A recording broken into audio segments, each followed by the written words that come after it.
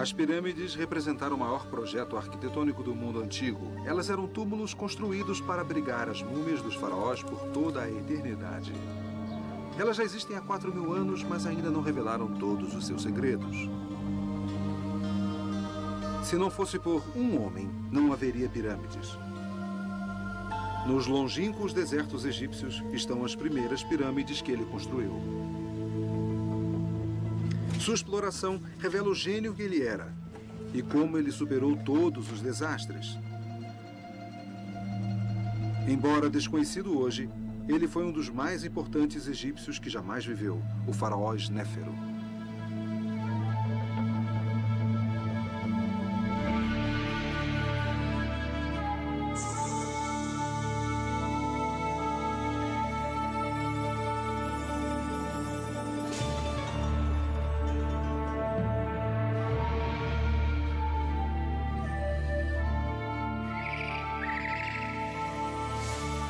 Os grandes egípcios.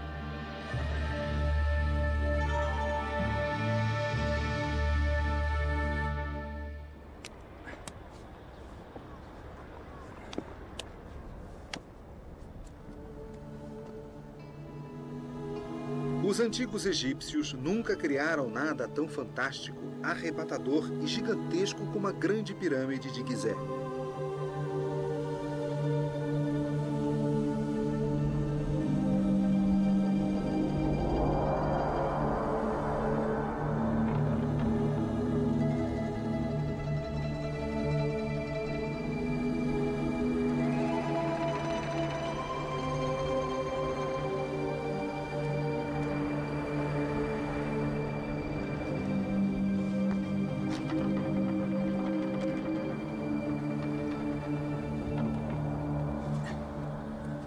Todo mundo fica intrigado com a grande pirâmide. O que mais me impressiona agora é a sua altura. Estou a uma altura de quase 40 andares e ainda não cheguei até o topo. Até a Torre Eiffel ter sido construída, esta era a maior construção da Terra. O que as pessoas não se dão conta é que ela é uma maravilha de precisão da engenharia. A base tem 13 acres, mas os lados são perfeitamente orientados com os 4 pontos cardeais. Antes de fazer uma construção como essa, você tem que resolver imensos problemas de engenharia. Os antigos construtores egípcios não eram perfeitos, cometiam erros, havia desastres, problemas. E o homem que resolveu os problemas, que contornou os desastres, foi o faraó Snéfero. Ele mostrou aos egípcios como construir as pirâmides. O faraó Snéfero era tão famoso no Egito como, digamos, Napoleão ou Alexandre o Grande. Mas por um estranho capricho do destino, ele é quase desconhecido hoje. Isso porque são as pirâmides de seus filhos e netos em Gizé que são visitadas pelos turistas. Todo mundo conhece essas pirâmides. O que muito pouca gente sabe é que essas pirâmides são o produto final da grande era de construção de pirâmides, o esforço supremo de artesãos dedicados que herdaram suas habilidades da geração anterior.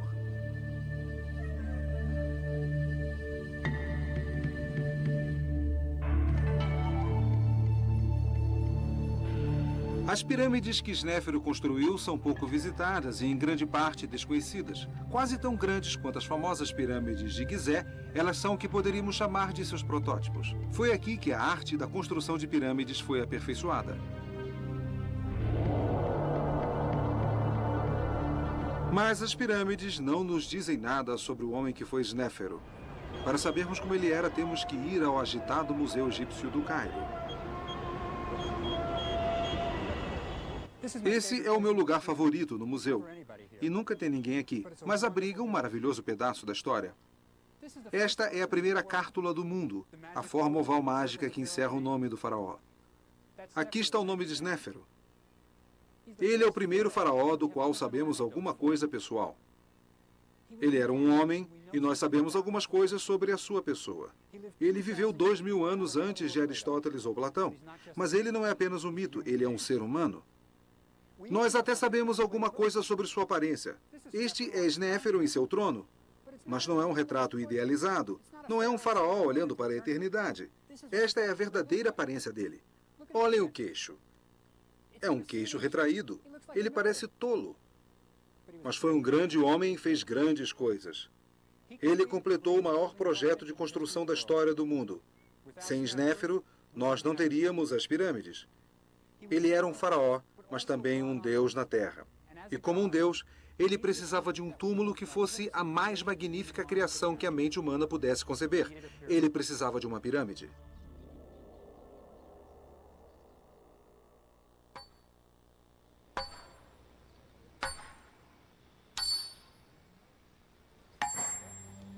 Parece incrível, mas as 6 maiores pirâmides do Egito foram todas construídas em menos de 100 anos. Uma cultura originalmente agrícola, usando apenas ferramentas de cobre, cortou, transportou e colocou em posição precisa mais de 10 milhões de blocos de pedra calcária, pesando em média 2 toneladas cada um, para construir as pirâmides de Maidum, Dashur e Gizeh.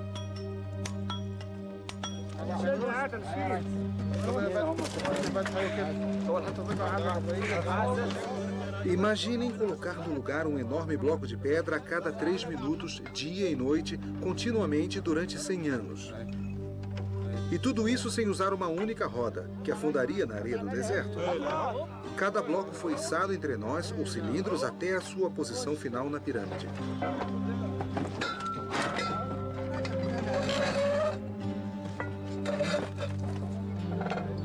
Elas eram construções inacreditáveis, perfeitamente alinhadas. Nenhum motor foi usado. As pirâmides não eram apenas enormes, eram precisas, com uma acuidade que chegava a frações de polegadas. Houve mais de 70 pirâmides no Egito. Aquelas que são visitadas por milhões de turistas todos os anos são as bem-sucedidas. Desapercebidos em lugares remotos do deserto egípcio estão os fracassos, desastres que tiveram que ser abandonados. Foi Snéfero quem construiu com sucesso a primeira pirâmide verdadeira. Este gênio desconhecido governou durante o início da civilização egípcia. Sua pirâmide já tinha 2.500 anos quando Cleópatra a mostrou para César.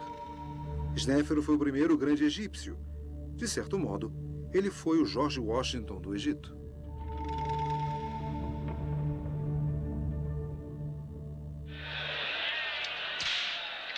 Hollywood errou.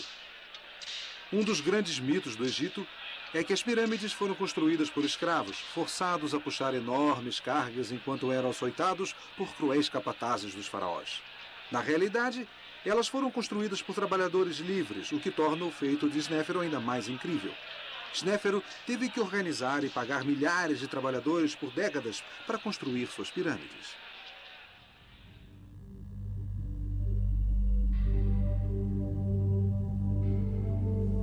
De uma nação de fazendeiros, centenas de milhares de homens foram selecionados, divididos em equipes, coordenados e enviados a vários locais de trabalho. Mas por que os primeiros maiores projetos de construção do mundo aconteceram no Egito?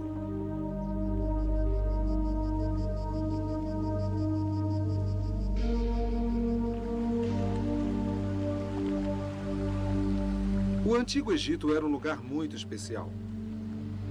Todos os anos, a neve derretida de montanhas africanas distantes corria para o norte em direção ao mar.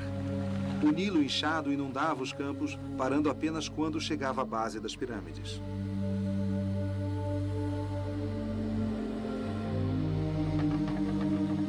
A inundação era um evento mágico para os egípcios. O Nilo, carregando o solo fértil de cobertura, no início ficava vermelho. Depois ele ficava verde por causa da vegetação arrancada pelas águas. Por fim, subia 10 metros.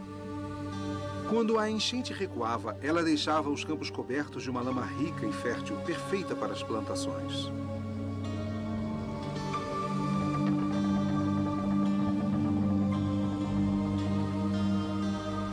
Foi o Nilo que permitiu que Snéfero construísse as pirâmides. Foi o Nilo, e apenas ele, que tornou verde o deserto.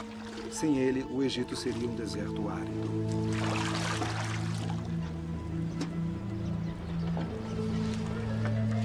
Para canalizar as águas do Nilo para seus campos, os aldeões se juntaram para criar redes de canais de irrigação. Este foi o primeiro projeto de obra de âmbito nacional. No fértil vale do Nilo nasceu a primeira nação.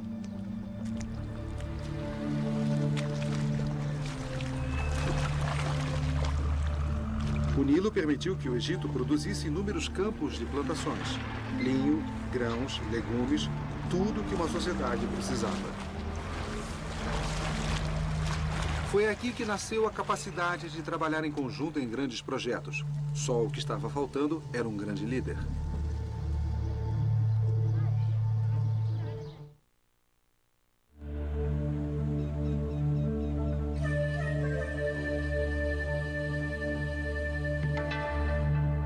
Snéfero era ambicioso. Ele foi o primeiro faraó a ter aspirações internacionais. Para um egípcio, colocar os pés fora das fronteiras do país representava uma aventura audaz e perigosa. Se ele morresse em terras estrangeiras, longe dos sacerdotes, dos embalsamadores e dos rituais, ele não poderia ser mumificado. Toda a esperança de vida eterna seria perdida.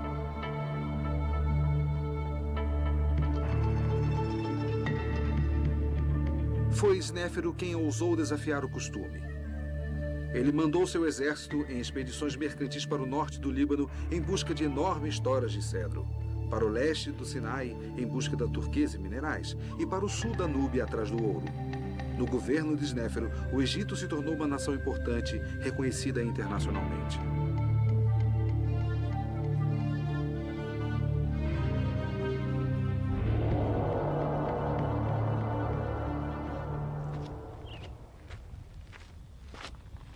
Snéfero ficou famoso por suas expedições ao Sinai para garimpar turquesa. Uma expedição como essa requeria uma enorme organização. Levar 500 homens e mulas para o deserto do leste demandava uns 30 barcos para o transporte através do Mar Vermelho e umas 50 toneladas de alimentos por dia.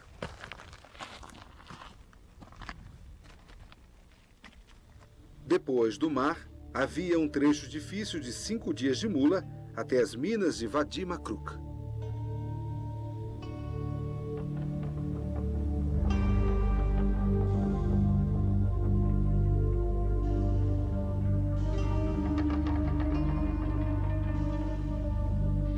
Construir túneis na montanha em busca de turquesa era perigoso.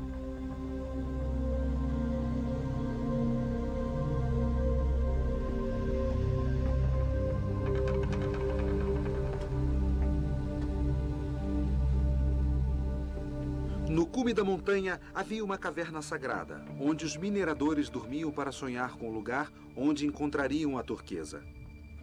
Aqui os homens construíram um altar para a deusa Hathor, a senhora da turquesa. Construir o altar afastou os trabalhadores das minas, mas o bondoso Snéfero permitiu. Ele chegou até a mandar escultores habilidosos para registrar os progressos da expedição, criando um campo de pedras esculpidas. Hoje, esse campo ainda existe. Ainda é bem parecido com o que foi em tempos antigos. Aqui estão os nomes dos homens de uma das expedições. Mas aqui está uma história de sofrimento e heroísmo. O tesoureiro do faraó está registrando a expedição que chefiou.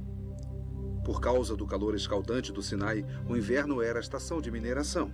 Mas esses hieróglifos contam uma história diferente. Aqui está o ponto central. Chegamos nesta terra no 3º mês da 2ª estação. Aqueles caras vieram no verão. Ele continua. No verão, as montanhas deixaram suas marcas queimadas em nossa pele. Esses mineradores não eram escravos. Eles foram de vontade própria arriscar suas vidas para trazer a preciosa turquesa para o seu faraó. A turquesa que os mineradores traziam do Sinai era transformada em gastes, adornando braceletes finamente produzidos, presentes de Snéfero para sua esposa, a rainha Hetefras. Snéfero não foi apenas um construtor de pirâmides e explorador. Ele também foi um patrono das artes. Suas oficinas reais produziram extraordinárias obras-primas em esculturas, pinturas, joias e mobiliário. Foi uma época impressionante. As realizações artísticas durante o reinado de Snéfero foram tão fantásticas que acabaram por estabelecer os padrões que perduraram pelos próximos 2.500 anos. O Ganso de Maidum parece tão natural hoje como quando foi pintado 5.000 anos atrás.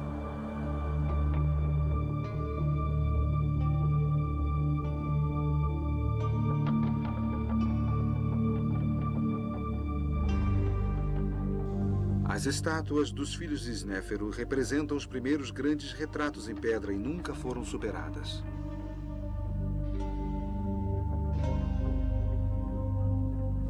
O fino retrato em pedra de Ankaf o mostra como um homem maduro e pensativo, um pouco pesado, ele era bem-sucedido. O irmão de Ankaf, Remiano, tem dobras de gordura, ele era mesmo próspero. No Museu do Cairo, há outro dos filhos de Snéfero, Horruta, e sua linda esposa Nofret. Estão sentados um ao lado do outro e seus olhos de pedra cristalina parecem olhar os milhares de visitantes que param para vê-los. Existe um detalhe maravilhoso. As mulheres egípcias costumavam usar perucas e podemos ver o cabelo verdadeiro de Nofret sobre a testa por baixo da peruca. A mobília que Snéfero mandou construir para sua esposa está entre as mais belas que já foram feitas no Velho Egito. São obras-primas de simplicidade. Suas linhas são retas, limpas e elegantes. Elas não precisam de uma ostentação vulgar de ouro, apenas hieróglifos dourados para proclamar os títulos da rainha.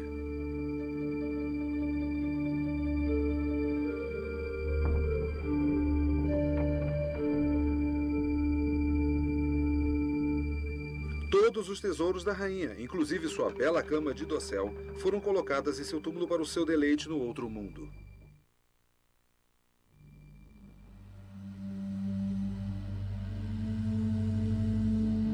Os antigos egípcios acreditavam na ressurreição. Eles acreditavam que o corpo levantaria e andaria no outro mundo.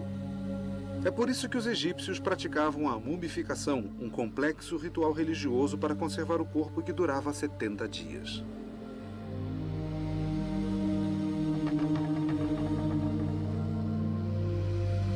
Era absolutamente crucial proteger a múmia dos ladrões de túmulos. Se um ladrão entrasse no túmulo e destruísse a múmia, o falecido não poderia existir no outro mundo. Sem um corpo intacto, perdia-se toda a esperança de imortalidade.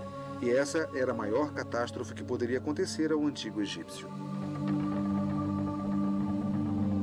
Uma vez que a múmia tinha sido conservada, um túmulo sofisticado era construído para protegê-la por toda a eternidade. Esses primeiros túmulos eram chamados de mastabas.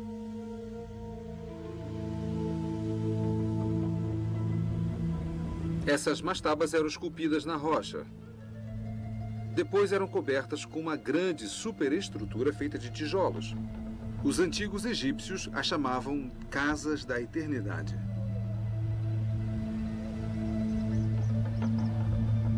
Essa mastaba é uma das maiores que já foram construídas. Ela tem uma característica notável que deveria evitar que fosse roubada. Não existe absolutamente nenhum acesso para a câmara sepulcral a partir do solo.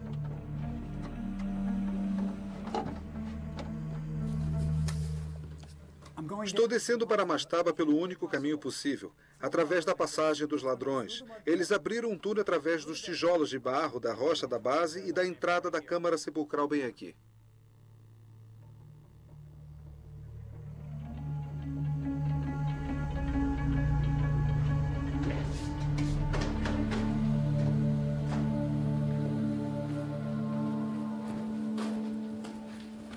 Esse é o túmulo de uma pessoa muito importante. Provavelmente um rei ou uma rainha. Esse sarcófago é o primeiro da história.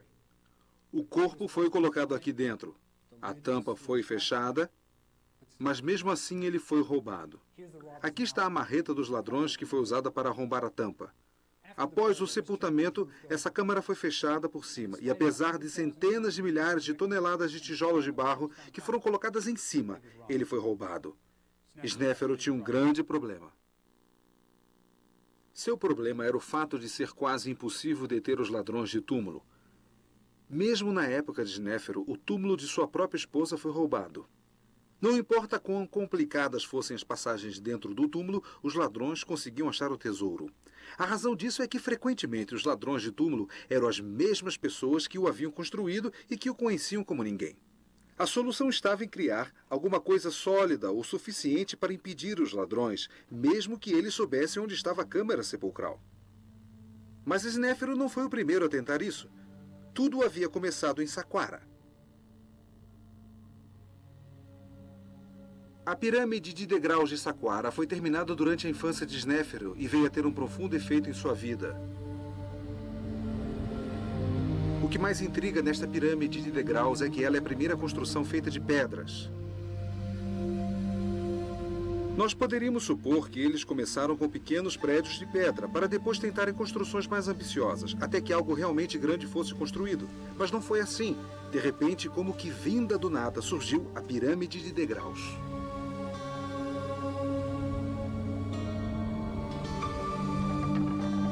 Há sinais claros de que os egípcios estavam começando a aprender a trabalhar com pedra. Os pedreiros copiavam fielmente na pedra as colunas e paredes de palácios que haviam sido construídos com feixes de bambus de papiro e tijolos de barro. Assim, detalhes arquitetônicos maravilhosos resultaram em estruturas completamente não funcionais. Portas que não abriam e nem fechavam, capachos enrolados sobre as entradas que não podiam ser baixados. É aqui que tem início a construção de pedra. 2000 anos depois da pirâmide de degraus ter sido construída, os gregos tinham orgulho em dizer que aprenderam com os egípcios a construir com pedras. A pirâmide de degraus foi construída para o faraó Zoser. Seu arquiteto queria criar uma grande sepultura para o seu rei.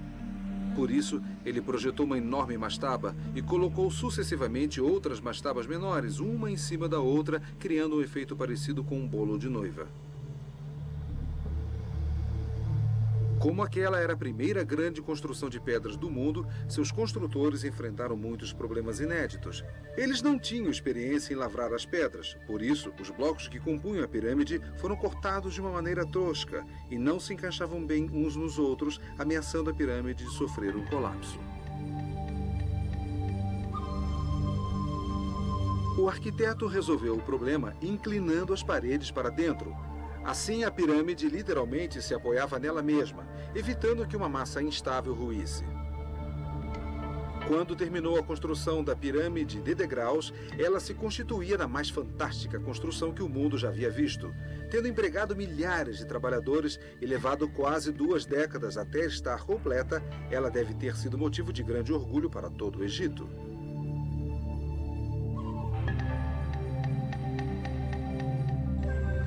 Vocês podem apostar que quando Snéfero era criança, ele deve ter ficado fascinado com a pirâmide e talvez até tenha sonhado em construir a sua própria.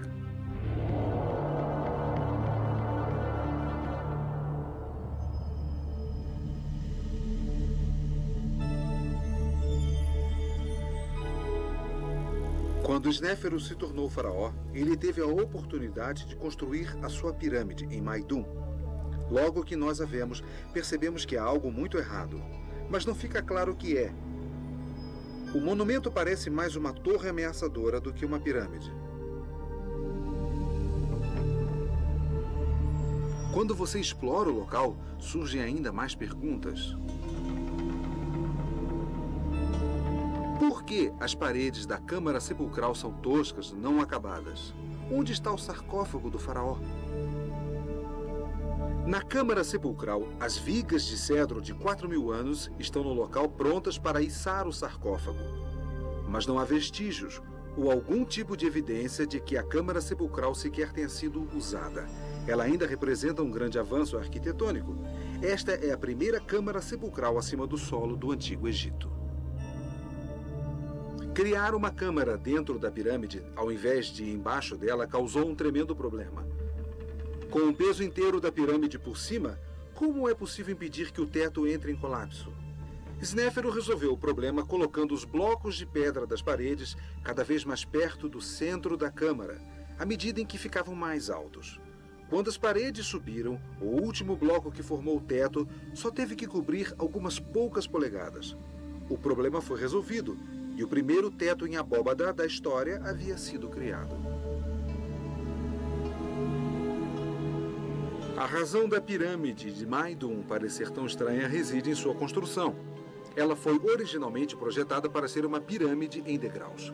À medida em que se aproximava o fim de sua construção, ela foi ampliada várias vezes. Provavelmente porque acreditava-se que uma pirâmide não deveria estar pronta antes da morte do faraó. Quando a pirâmide terminou, com 8 degraus, Snéfero ainda gozava de boa saúde. Por isso, a construção continuou. Os degraus da pirâmide foram preenchidos com uma pedra calcária fina e branca. Esta foi a primeira tentativa de se construir uma pirâmide verdadeira, mas houve uma falha arquitetônica fatal. As últimas camadas de pedras não foram suficientemente ancoradas no corpo da pirâmide. Apoiadas na superfície lisa da pirâmide em degraus no interior, as pedras começaram a deslizar, causando o primeiro desastre tecnológico da história.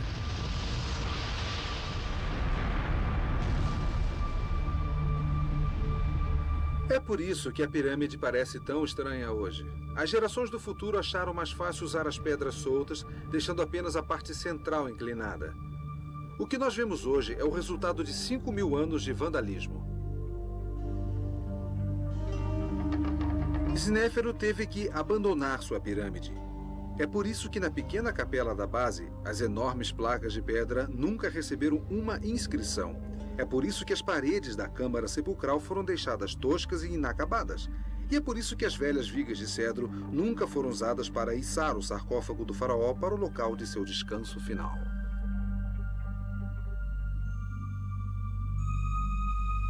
Na verdade, só sabemos que a pirâmide pertencia ao faraó Snéfero por causa de um grafite escrito quase 1000 anos depois dela ter sido construída. O escriba Ankeperkaresenet visitou a pirâmide e escreveu na capela: Vim para ver o belo templo do rei Snéfero. Eu o encontrei. Foi como se o céu estivesse nele e o sol brilhando em todo o seu interior. Que chova mirra fresca dos céus. Que caia incenso no telhado do templo do rei Snéfero. Vocês podem imaginar como deve ter sido difícil para o arquiteto, que era o próprio filho de Snéfero, ter que ir até o faraó para lhe contar que o trabalho de 20 anos estava em ruínas e que seu túmulo era imprestável? É indicativo da personalidade de Snéfero o fato dele não ter desistido, mas sim ordenado simplesmente que a construção de Maidum fosse abandonada e que procurasse um novo local.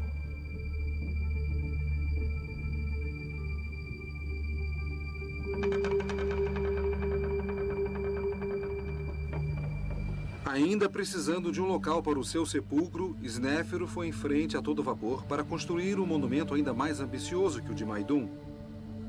Uma pirâmide com um volume 2 vezes maior do que o da pirâmide que abandonara. O monumento queria fazer sombra a qualquer coisa que o mundo já tivesse visto. Naturalmente, aqui os arquitetos tiveram a vantagem de suas experiências. A pirâmide de Dashur foi concebida desde o início como uma pirâmide verdadeira. Tendo aprendido com seus erros, os pedreiros usaram pedras de revestimento ainda maiores. Isto possibilitou que elas fossem presas adequadamente à estrutura da pirâmide. Eles também inclinaram os blocos para dentro, em direção ao centro da pirâmide. Essa técnica teve tanto sucesso que esta pirâmide é a única que hoje ainda tem quase todo o seu revestimento no lugar.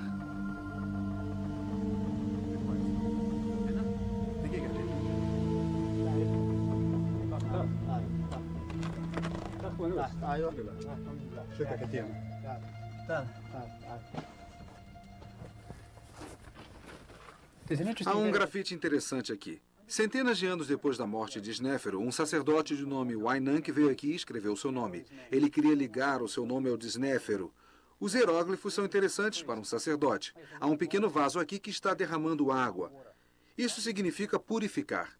E se você coloca um homem por detrás, então significa que é o homem quem purifica. Ele é Wainank. Vamos descer.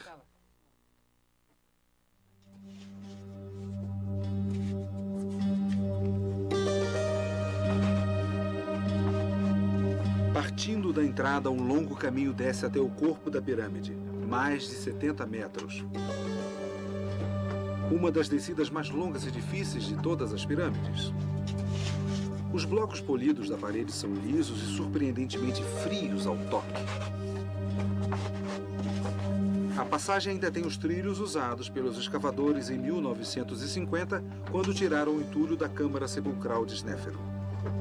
A passagem foi projetada para descer o sarcófago até o coração da pirâmide.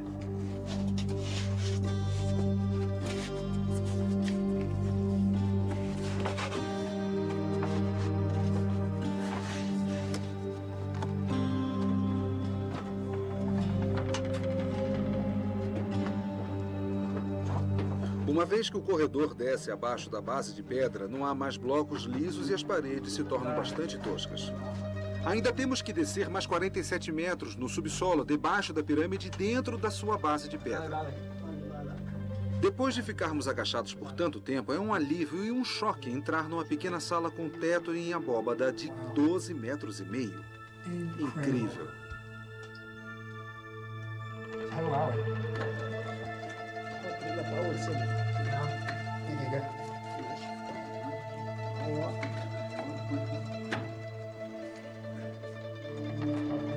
Nós ainda nem estamos na Câmara Sepulcral. É apenas um vestíbulo, quase como se Snéfero estivesse dizendo bem-vindos. Para chegar até a Câmara Sepulcral, você ainda tem que subir uma escada de corda.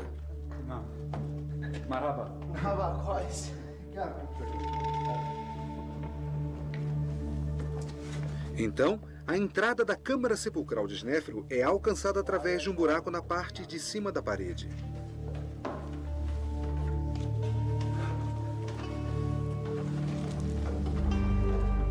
Esta é a razão para a escada maciça.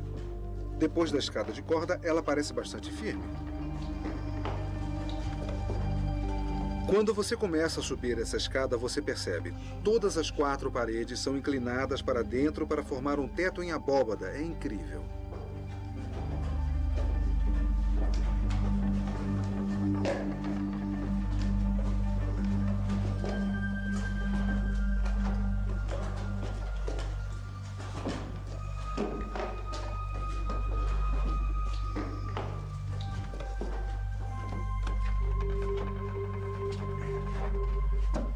Caminhando agachados pelo estreito corredor feito pelos antigos ladrões de túmulos, nós finalmente chegamos ao corredor pelo qual a múmia de Snéfero passou a caminho da Câmara Sepulcral.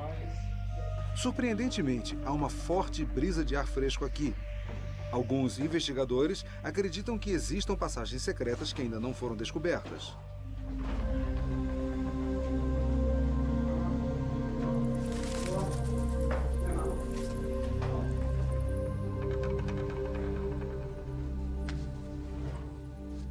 Finalmente chegamos à Câmara Sepulcral.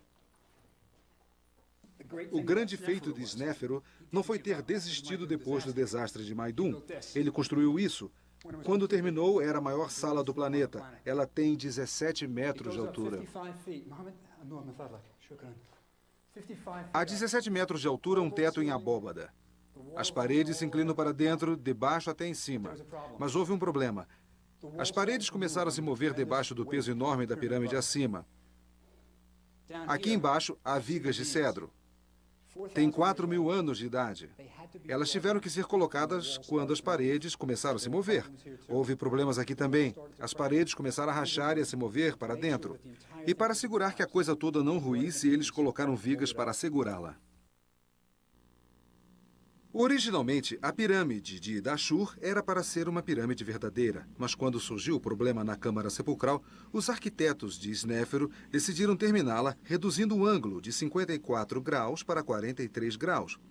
E é por isso que ela é chamada de pirâmide curvada. Isso reduziu a quantidade de pedras necessárias para completar a pirâmide e aliviou o peso sobre as câmaras na parte de dentro. Apesar disso, a pirâmide ainda era perigosa demais para o sepultamento da múmia de Snéfero. Snéfero havia erguido as 2 maiores construções da história do mundo e as 2 eram imprestáveis. Surpreendentemente, ele não desistiu. Mas agora o tempo estava se esvaindo para o velho faraó. Ele tinha que construir uma pirâmide bem-sucedida para ser o local de seu descanso final.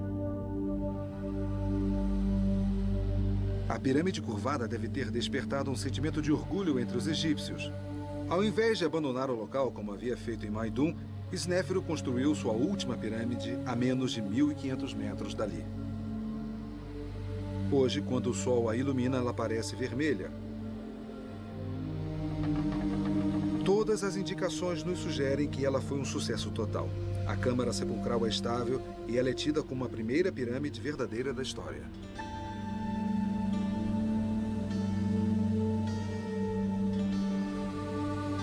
Há sinais de que Snéfero teve que economizar um pouco para garantir que a pirâmide vermelha ficasse pronta para o seu funeral. Ela é menor que a pirâmide curvada, e seus lados sobem a um ângulo conservador de 43 graus. Na pirâmide vermelha, Snéfero finalmente resolveu seus problemas de engenharia. Foi aqui que a sua múmia foi deixada para descansar.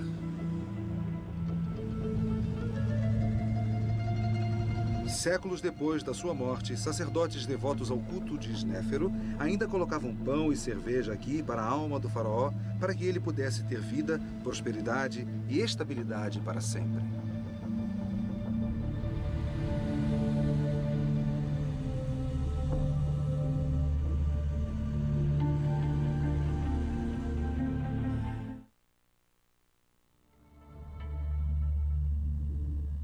Snéfero e sua família formavam um grupo muito unido, que trabalhava junto e que realizou feitos notáveis. Snéfero teve no mínimo 5 filhos e ele tornou alguns deles vizires do Egito, mantendo o poder próximo a ele, estabelecendo um controle familiar que se estendeu por toda a sua vida. Além de deter o posto de vizir, vários dos filhos de Snéfero se tornaram arquitetos. Os irmãos de Snéfero realmente gostavam de construir. Um dos mais famosos é Ankaf, o arquiteto da segunda maior pirâmide do platô de Gizé. O irmão de Ankaf, Remiano, se tornou vizir de outro irmão, o faraó Quéops. Remiano foi provavelmente o arquiteto da Grande Pirâmide. Hanófer, um dos filhos que não seguiram carreira na construção de pirâmides, foi apenas um alto sacerdote e general do exército. Ele era a ovelha negra da família. Esta é uma família incrível que produziu obras incríveis. É evidente o efeito dos irmãos crescerem em contato com um pai obcecado pela construção de pirâmides. Imaginem os filhos acompanhando seu pai, primeiro para ver os progressos da pirâmide de Maidum, depois a pirâmide curvada e finalmente a pirâmide vermelha. A paixão do pai foi de fato passada para os seus filhos. O filho mais famoso de Snéfero foi sem dúvida Quéops, o seu sucessor, que é lembrado hoje como o faraó que construiu a Grande Pirâmide, uma das 7 maravilhas do mundo. A Grande Pirâmide é, na verdade, um legado de Snéfero a seu filho. Esse monumento surpreendente não poderia ter sido construído sem que os problemas fossem resolvidos e as lições aprendidas durante a incrível carreira de construtor de Snéfero. Se há uma marca registrada que pode ser encontrada nas 3 pirâmides de Snéfero, esta é o teto em abóbada. Esta engenhosa solução de distribuir o peso dos blocos de pedra acima da câmara sepulcral foi o que tornou tudo isso possível. Do início cauteloso em Maidum a estes tetos espetaculares das pirâmides de Dashur, foi um pequeno passo que levou à sua suprema expressão, aqui na maior galeria da Grande Pirâmide de Quéops.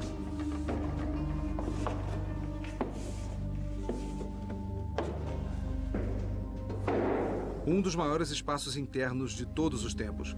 O teto em abóbada se estende por 46 metros e 63 centímetros e faz a galeria parecer ainda mais alta do que os seus 9 metros. Quéops superou seu pai e escondeu sua solução exclusiva para o problema do incrível peso que recaía sobre a câmara sepulcral. As placas de granito que formam o teto nunca conseguiriam aguentar o peso da pirâmide, a não ser que o seu peso fosse distribuído.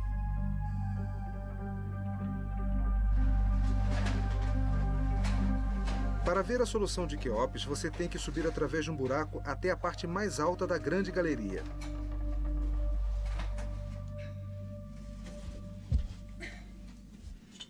Este é o segredo que explica por que o teto da câmara sepulcral não ruiu. Eu estou exatamente em cima da câmara sepulcral, numa pequena sala que foi projetada para aliviar a pressão do teto da câmara sepulcral que está abaixo de mim. Acima de mim, há 4 outras câmaras, bastante parecidas com esta. E no topo de todas elas, há 2 enormes placas que formam um V invertido, que aliviam ainda mais a pressão sobre a câmara sepulcral. É uma espécie de teto abobadado que foi melhorado. Snéfero teria adorado isso. As câmaras de alívio funcionam maravilhosamente bem. 5.000 anos depois delas terem sido construídas, a câmara sepulcral ainda está intacta, virtualmente perfeita. Se não fossem os ladrões de túmulos, a múmia de Quéops ainda estaria aqui.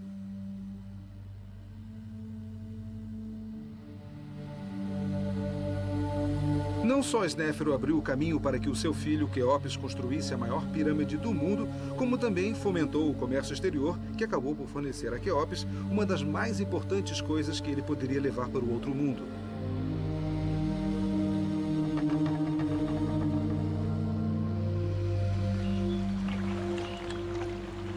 No Antigo Egito, tudo era transportado ou por barco ou por jumentos.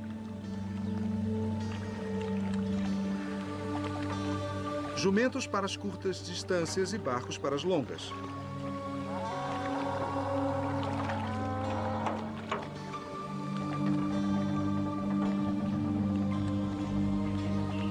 Em 1954, foi encontrado um barco enterrado perto da Grande Pirâmide. Ele tinha 44 metros e fora construído por Quéopes com madeira trazida do Líbano por seu pai Snéfero.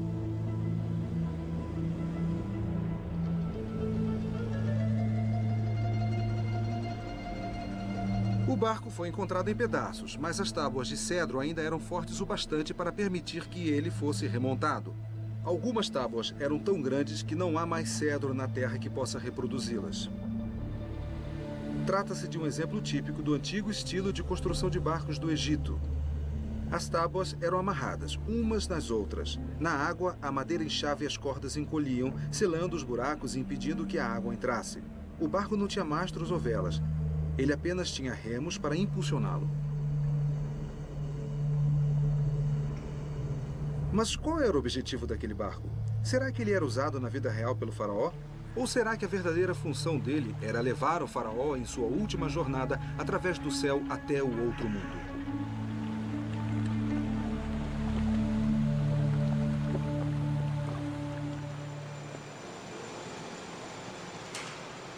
Para desvendar este mistério, mandei construir um modelo em escala de 2 metros e 13 centímetros, com as medidas exatas do barco da pirâmide, para testá-lo, no tanque do Instituto de Arquitetura Naval de Long Island.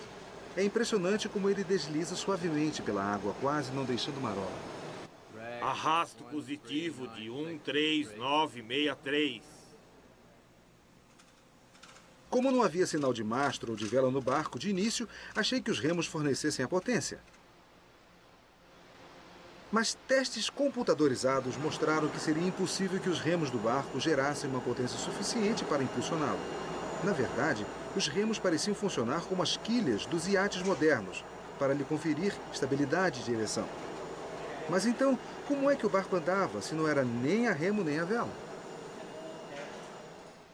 É isso, sem quilha e sem guinada. Vamos a 40. Certo, vamos lá. Certo.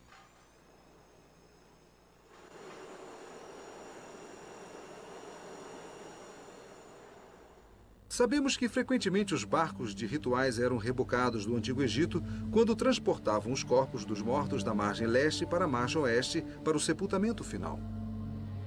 Aquele barco de cedro de 4.000 anos pode ter trazido o corpo do filho de Snéfero para o oeste, para o sepultamento na Grande Pirâmide.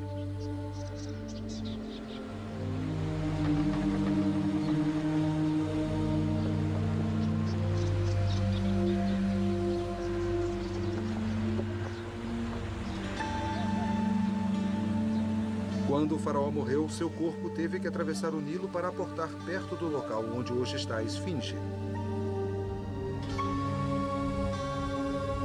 Seu corpo deve ter sido carregado por uma curta distância até o Templo do Vale, onde ele foi cuidadosamente mumificado.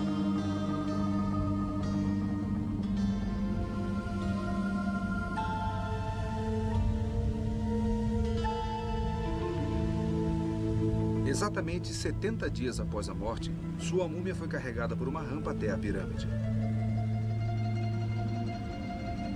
Acompanhado por sacerdotes que cantavam os antigos ritos, o corpo descansou no coração do mais impressionante monumento jamais criado pela humanidade.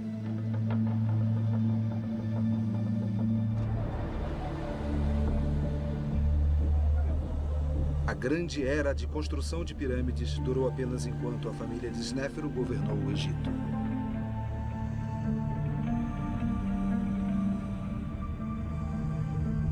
Seu filho construiu a Grande Pirâmide. Seu neto construiu a segunda maior pirâmide que jamais se viu, logo ali ao lado. Depois disso, A vontade e a energia para construir monumentos tão impressionantes diminuíram, e as pirâmides que se seguiram foram apenas uma sombra pálida de sua antiga glória.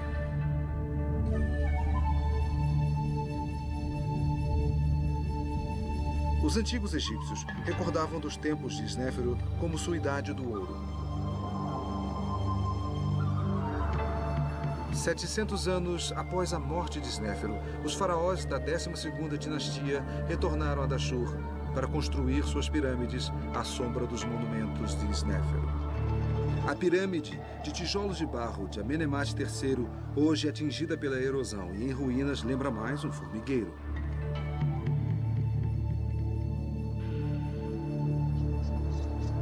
Eles nunca mais construíram uma pirâmide como esta. Quando os egípcios querem se vangloriar de alguma coisa grandiosa, eles costumam dizer: só nos tempos de Snéfero se viu algo assim.